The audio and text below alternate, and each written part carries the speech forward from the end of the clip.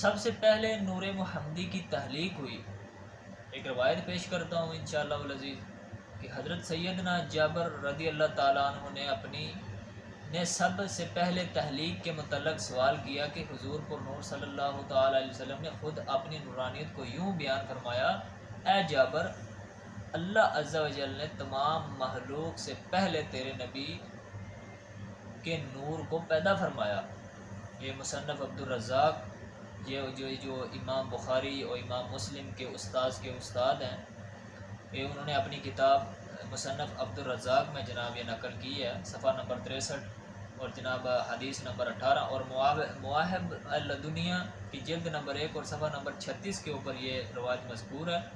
اور حضرت سیدنا امام زین العابدین رضی اللہ تعالیٰ عنہ فرماتے ہیں، نبی کریم صلی اللہ تعالیٰ علیہ وسلم نے فرمایا: میں آدم علیہ السلام کی تحلیق سے 14,000 سال